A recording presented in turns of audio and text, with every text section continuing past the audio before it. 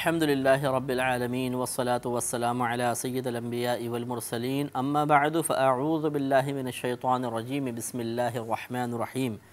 سورۃ الشعراء چل رہی ہے اور اس کی تقریباً 220 آیات کی تفسیر مکمل ہو گئی ہے۔ آگے اللہ تبارک و تعالی نے نبی کریم صلی اللہ علیہ وسلم کو ایک حکم ارشاد فرمایا کہ آپ ان کفار سے کہیے کہ جیسے پہلے باتیں گزری تھی کہ کفار یہ کہا کرتے تھے کہ یہ جو قرآن ہے یہ معاذ اللہ شیاطین لے کر اترے ہیں، اور ہم نے آپ کو وضاحت سے بتایا تھا کہ کاہن جو تھے یہ شیاطین کو بھیجا کرتے تھے۔ شیاطین آسمان دنیا پہ جاتے، کان لگا کر فرشتوں کی باتیں سنتے، اور جو مستقبل کے بارے میں فرشتے گفتگو کر رہے ہوتے تھے وہ آ کے کاہنوں کو بتا دیا کرتے تھے،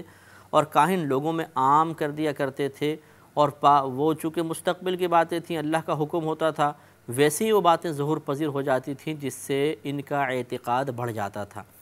یعنی لوگوں کا اعتقاد ان کاہنوں پہ بڑھ جاتا تھا۔ تو اللہ تبارک و تعالیٰ نے اس کی مذمت فرمائی اور صراحتاً قرآن میں بیان فرما دیا کہ اب تو جب سے نبی کریم صلی اللہ علیہ وسلم نے اعلان نبوت فرمایا ہے، شیاطین کا آسمان دنیا پہ جانا ممنوع قرار دے دیا گیا ہے، لہٰذا اب یہ شیاطین کی خبر ہو ہی نہیں سکتی ہے، بلکہ یہ تو جبریل امین اللہ کا کلام لے کر نازل ہوتے ہیں۔ تو اب وہ اس کے بعد بیچ میں بہت ساری باتیں آئیں، اب اسی سے پھر سلسلہ کلام آگے جوڑا گیا ہے کہ اللہ تعالیٰ نے اپنے حبیب کریم سے فرمایا کہ یہ لوگ کہتے ہیں کہ قرآن کو شیاطین لے کے اترے ہیں، نہیں، بلکہ آپ ان سے فرمائیے کہ میں کیا تمہیں خبر نہ دوں کہ یہ شیاطین کس کے قلب پہ اترتے ہیں اور کس کو آ کے یہ مشورے دیتے ہیں، وہ آپ بیان فرما دیجئے۔ تو اس زمانے میں یہ شعراء ہوا کرتے تھے کہ شیاطین ان کے دلوں میں وساوس ڈالتے تھے، غلط قسم کے اشعار وہ لکھتے تھے، یا نبی کی معاذ اللہ مذمت میں ہجو میں اشعار کہتے تھے۔ تو یہ نشاندہی فرمائی اللہ کے حکم سے نبی کریم نے کہ یہ شیطان ہمارے پاس سے کچھ لے کر نہیں آتے، بلکہ ہم تمہیں بتاتے ہیں کہ یہ تو ان شعراء پر اترتے ہیں کہ جو غلط قسم کے شعر کہتے ہیں اور معاذ اللہ نبی کریم کی مذمت میں اشعار کہتے ہیں، اسلام کے خلاف اشعار کہتے ہیں، ان کو یہ شیطان گائیڈ لائن دیتے ہیں، ہمارے پاس شیطان نہیں آتے۔ لہذا ارشاد فرمایا کہ هل انبئکم علی من تنزل الشیاطین، کیا میں تمہیں بتا دوں کہ کس پر شیاطین اترتے ہیں؟ پھر جواب دیا تنزل علی کل افاک اثیم، یہ شیاطین ہر بڑے بہتان لگانے والے گناہگار پر نازل ہوتے ہیں۔ بہتان لگانے والے یہ شعراء ہوتے تھے جو نبی کریم صلی اللہ علیہ وسلم پر اشعار کی شکل میں معاذ اللہ الزامات لگایا کرتے تھے، کبھی آپ کو ساحر کہتے تھے، جادوگر، اور کبھی معاذ اللہ مجنون، پاگل، اور پتہ نہیں کیا کچھ یہ کہا کرتے تھے۔ تو ان کو اللہ تبارک و تعالیٰ نے اپنے حبیب کی زبانی ان کی نشاندہی کروائی کہ اصل میں ان پر شیاطین نازل ہو رہے ہیں، اور ان کے ذہن میں جو خیالات آتے ہیں، جو اشعار بن رہے ہیں اور یہ اس کو لوگوں کے سامنے بیان کر کے اپنی تعریف کروا رہے ہیں، یہ من جانب اللہ نہیں بلکہ من جانب شیطان ہے۔ تو شیطان آ کے ان کو مشورہ دے رہا ہے، اور ان کے دو نام رکھے افاک اور اثیم، ایک تو بہتان تراشی کرنے والے، دوسرے گناہگار۔ تو اس کا مطلب یہ ہوا کہ بہتان تراشی بہت بڑا گناہ ہے، اور اس کی مذمت یہاں پر قرآن میں کئی مقام پر بیان ہوئی ہے۔ تو ارشاد فرمایا کہ تنزل علی کل افاک اثیم، یہ شیاطین ہر بڑے بہتان والے، بہتان لگانے والے اور گناہگار پر نازل ہوتے ہیں۔ یلقون السمع، شیاطین اپنی سنی ہوئی باتیں ان پر ڈالتے ہیں۔ یہ وہی بات ہے، سنی ہوئی باتیں، یعنی جا کر آ کے لگانا اور کاہنوں وغیرہ کو بتانا۔ وَأَكْثَرُهُمْ كَاذِبُونَ، اور ان میں سے اکثر جھوٹے ہیں۔ تو یہ دیکھیں بہت ہی یہاں پہ بھی توجہ طلب بات ہے کہ یہ جو شیاطین تھے یہ اس وقت کی بات ہے کہ جب تک ان کا اوپر داخلہ یا اوپر تک پہنچنا ممنوع قرار نہیں دیا گیا تھا، ان پر یہ اترتے تھے، اور اب وہ سلسلہ بند ہو گیا تھا نبی کریم کے دور میں۔ تو اس میں بھی اللہ نے ارشاد فرمایا وَأَكْثَرُهُمْ كَاذِبُونَ، اور ان میں سے اکثر جھوٹے ہیں۔ تو معلوم یہ ہوا کہ جن کو چاہے آپ اپنے تابع کر لیں، جب آپ اس سے معلومات حاصل کرنے کی کوشش کریں گے تو ان کی طبیعت میں اللہ نے سرکشی رکھی ہے، برائی رکھی ہے، اگر یہ مسلمان نہ ہوں تو کفار جو شیاطین جن ہوتے ہیں گندے قسم کے، تو یہ اس میں بھی جھوٹ کی ملاوٹ کر دیا کرتے تھے۔ تو اسی لیے معلوم یہ ہوا کہ شیطان جہاں پر بھی ہوگا وہاں پر حقیقت اور سچائی کا خالصتاً موجود ہونا بہت مشکل ہے، اگر وہاں کچھ حقیقت ہوگی تو اس میں ملاوٹ ہی ضرور کر دیں گے۔ لہٰذا آپ یہ تھوڑا توجہ فرمائیے، کہتے ہیں جی وہ فلاں خاتون پر سواری آ رہی ہے بزرگ کی، وہ فلاں سے باتیں کر رہی ہیں، اور وہ بزرگ آتے ہیں اور خبریں دیتے ہیں آ کے مستقبل کے بارے میں، لوگ جمع ہو رہے ہیں صاحب، اور وہ کہتی ہیں پوچھیں مجھ سے کیا پوچھنا ہے، وہ کہتے ہیں ہمارے گھر میں کیا ہو رہا ہے، وہ بتاتی ہیں بھئی یہ ہو رہا ہے۔ تو یہ اصل میں عین ممکن ہے کہ یہ جنات کے شیطانیاں ہوں، کیونکہ صرف نبی کریم صلی اللہ علیہ وسلم کی ذات اقدس ایسی ہے کہ شیطان ہمارے نبی کا روپ اختیار نہیں کر سکتا، یا کسی کے خواب میں یا تصور میں آ کے نہیں کہہ سکتا کہ میں نبی ہوں، یعنی نبی کریم صلی اللہ علیہ وسلم نہیں کہہ سکتا اپنے آپ کو، اللہ نے اس کو منع کیا۔ باقی یہ اگر کوئی بزرگ بن کر آنا چاہے، مثلا آ کر بولے میں شیخ عبد القادر جیلانی ہوں، اب ہم نے تو ان کو دیکھا ہی نہیں ہے، ہم یہ سمجھیں کہ وہ شاید ہی واقعی شیخ عبد القادر جیلانی ہیں، اچھا بات بھی اچھی کرے، اچھے نیکی کی باتیں کرے، تو ہم یہ سمجھیں گے کہ بھئی یہ تو واقعی بزرگ آ گئے ہیں۔ تو اس میں ممکن ہے کہ شیطان چال چل رہا ہو اور آگے چل کر پھر ایمان کی بربادی کا سامان کرے، اور اگر بالفرض ان میں سے ایک دو باتیں اس سے سچی بتا بھی دیں کوئی مستقبل کے بارے میں، جیسے یہ لوگ آتے ہیں کہ بھئی مثلا گھر میں بات چل رہی ہے کہ چلو جی فلاں عورت ہیں ان پہ سواری آتی ہے تو ان سے جا کر معلوم کریں گے۔ ابھی جنات جو ہیں یہ وہاں پر بالفرض موجود ہیں، کیونکہ یہ فضا میں گردش کرتے رہتے ہیں، اب انہوں نے سنا تو گھر کے دو چار چیزیں اور ملاحظہ کیں، جا کر ان کو بتا دی کہ بھئی، اور بزرگ کی شکل میں کہ وہ ایسا ایسا کر رہے ہیں، ایسا ایسا ہے، وہ آئیں گے آپ کے پاس اور آپ کو بتانا ہوگا۔ اب یہ یہاں سے چلے تو وہاں اندر سے آواز آئے گی آ جائیے جی ہمیں پتہ ہے کون آنے والا ہے، آ جائیے اندر آ جائیے، کہ آپ کے گھر میں ایسا ایسا نہیں ہوا؟ تو اب آنے والا تو حیران ہو جائے گا کہ ہم نے تو کچھ بتایا نہیں، اور یہ تو سب سامنے بتا رہے ہیں۔ اب وہ تو شیطانوں نے جنہوں نے جا کے بتا دیا،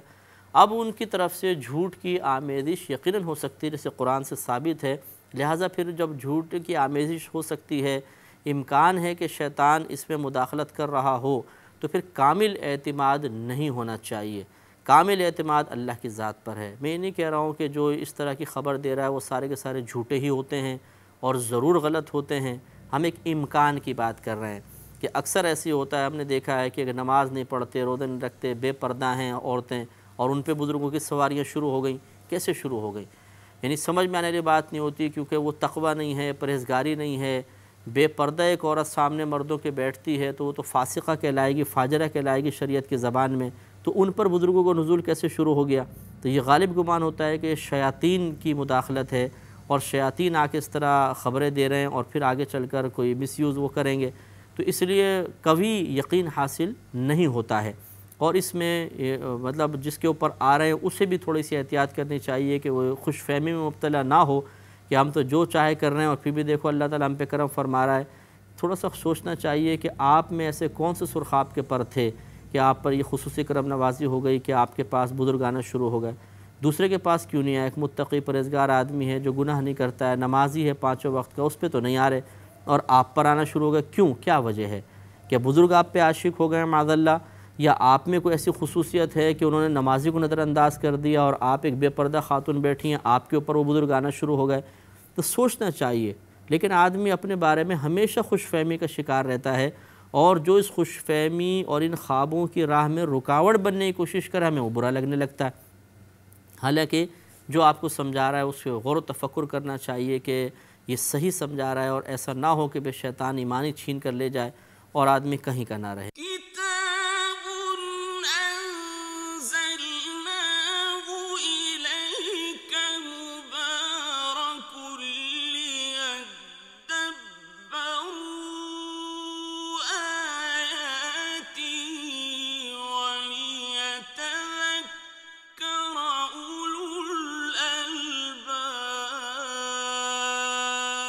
تو اس لیے ان آیات پر غور کریں کہ یلقون السمع، وہ ان کاہنوں پر سنی ہوئی بات، اور ان میں سے اکثر جھوٹ بولنے والے ہیں، ایرر ہوتے ہیں، اس میں ملاوٹیں ہوتی ہیں، اس لیے اجتناب کرنا چاہیے۔ وَالشُّعَرَاءُ يَتَّبِعُهُمُ الْغَاوُونَ، اور شاعروں کی پیروی گمراہ کرتے ہیں۔ یہ اس زمانے کے شعراء کا تذکرہ ہے، کیونکہ آگے دیکھیے گا خود کے استثناء فرمایا جائے گا۔ شاعر سے مراد ہر وہ نہیں ہے کہ جو نعت گو شاعر ہو یا نعت لکھنے والا ہو، حمد لکھ رہا ہو، منقبت لکھ رہا ہو، سب کے بارے میں یہ بیان فرمایا کہ ان کی پیروی کرنا گمراہی ہے، بلکہ یہاں شعراء سے مراد کفار کے زمانے کے شعراء ہیں جو گندے شعر لکھتے تھے، جھوٹے شعر لکھتے تھے، یا بہتان تراشی والے تھے، اسلام کے خلاف، نبی کے خلاف وہ اشعار لکھا کرتے تھے، اس کو منع فرمایا۔ اور ان کی مذمت یہ فرمانا مقصود ہے کہ ان شعراء کے شعر سننے کے بعد پھر ان کا ہم خیال ہونے والے جو ہے وہ سب کے سب گمراہ ہیں اور شاعروں کی پیروی گمراہ کرتے ہیں۔ الم تری انہم فی کل واد یہیمون، اور کیا آپ نے نہ دیکھا کہ وہ ہر وادی میں گھومتے پھر رہے ہیں۔ ہر وادی میں گھومتے پھر رہے ہیں مطلب مراد یہ ہے کہ وہ ہر جگہ گھوم پھر کر اپنے شعروں کے ذریعے لوگوں کو گمراہ کر رہے ہیں، غلط قسم کے اشعار بیان کر رہے ہیں۔ تو کیا آپ نے ان کو نہ دیکھا کہ ہر جگہ گھومتے پھرتے رہتے ہیں اور غلط قسم کے اشعار کہتے ہیں؟ وَأَنَّهُمْ يَقُولُونَ مَا لَا يَفْعَلُونَ، اور بے شک وہ لوگ وہ بات کہتے ہیں جس کو وہ مَا لَا يَفْعَلُونَ، جو کرتے نہیں ہیں، یعنی ایسی ایسی باتیں بیان کریں گے، بڑے بڑے اشعار لکھیں گے، اس میں مبالغہ آرائی، جھوٹی مدح، جھوٹی تعریفیں ہوں گی، اور ان جھوٹی تعریفوں کے لیے ہر اس مقام پہ پہنچ جاتے ہیں، اور اس وادی میں جہاں کچھ ملنے کی امید ہوتی ہے۔ اس زمانے میں ایسی ہوتا تھا کہ یہ شعراء جو ہوتے تھے بڑے بڑے عمراء کے پاس جاتے تھے اور رؤساء کے پاس، ایک قصیدہ اس کی شان میں لکھ دیا، پیش کر دیا، خوش ہوا، اس نے انعام دے دیا، پھر دوسرے کے پاس پہنچ گئے، اس نے انعام دے دیا۔ تو ان شعراء کی تو یہ عادت تھی، کسی نے کہا کہ بھئی وہ فلاں معاذ اللہ نبی کے لیے ہجو لکھ دو، ہم تمہیں اتنا انعام دے دیں گے، تو اس کے لیے ہجو اس کی خوشنودی کے لیے لکھ دی۔ ان شعراء کی اللہ نے مذمت فرمائی کہ یہ مارے مارے پھرتے ہیں دنیا کی دولت کے لیے، غلط قسم کے اشعار لکھتے ہیں، پھر لوگ ان کی پیروی کرتے ہیں، وہ سب کے سب گمراہ ہیں، اور یہ ایسی ایسی باتیں اس میں لکھ دیتے ہیں کہ خود نہیں کرتے، یعنی مدح کر رہے ہیں بہت زیادہ اس کی، اور اس کے لیے مطلب قربان ہو جانے کا تذکرہ کر رہے ہیں اور یہ اور وہ، لیکن جب وقت آئے تو کچھ بھی نہیں کریں گے ان میں سے۔ تو یہی چیزیں ہیں جو قابل مذمت تھیں، اللہ نے ان کو بیان فرمایا، اور پھر اب استثناء کیا، کیونکہ ایک شبہ پیدا کہ یہاں پر شعراء یتبعون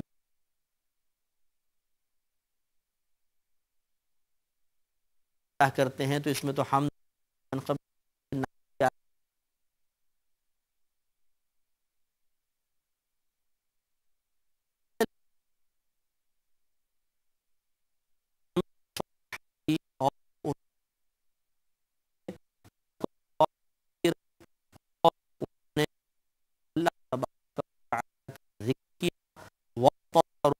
انہوں نے بدل لی،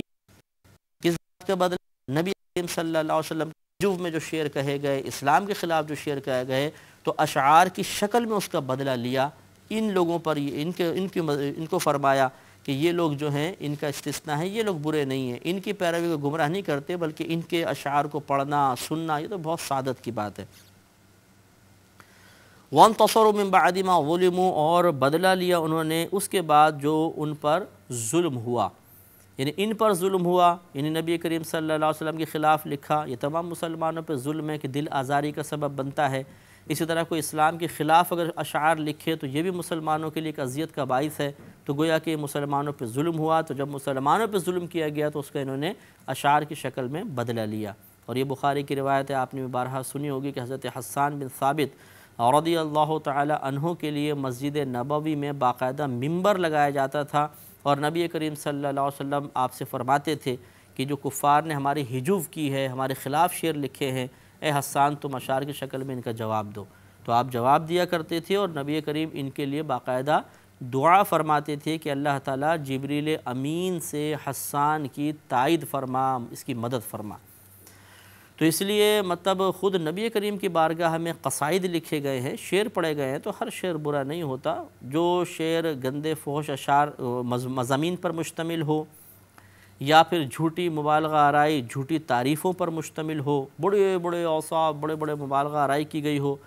یا مطلب اس میں معاذ اللہ اسلام کے خلاف ہو، کسی بزرگ کے خلاف اشعار لکھے گئے ہوں، صحیح العقیدہ مسلمانوں کے خلاف اشعار لکھے گئے ہوں، وہ سب برے ہیں، اور وہ سب پہلے والی آیت کے تحت آئیں گے۔ وَسَيَعْلَمُ الَّذِينَ ظَلَمُوا أَيَّ مُنْقَلِبٍ يَنْقَلِبُونَ، اور ان قریب جان لیں گے وہ لوگ کہ جنہوں نے ظلم کیا، یعنی کافر،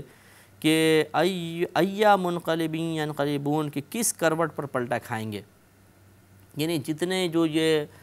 چالاکیاں کر رہے ہیں، ان قریب ان کو معلوم ہو جائے گا کہ ان کا اخروی انجام کیا ہے، دنیا کے اندر کیا ہے، آخرت میں کیا ہے۔ دنیا میں بھی ان کفار نے دیکھا کہ مسلمانوں سے شکست کی ذلت ان کو اٹھانا پڑی، رسوا ہو گئے، اور جب نبی کریم صلی اللہ علیہ وسلم فاتح مکہ کی حیثیت سے اندر مکہ المکرمہ میں داخل ہوئے تو قیامت تک کے لیے کفر کا زور ٹوٹ گیا۔ اب انشاءاللہ کبھی بھی حرمین طیبین پر، حجاز مقدس پر کفار غالب نہیں آ سکتے۔ اللہ تبارک و تعالیٰ نے کرم نوازی فرمائی،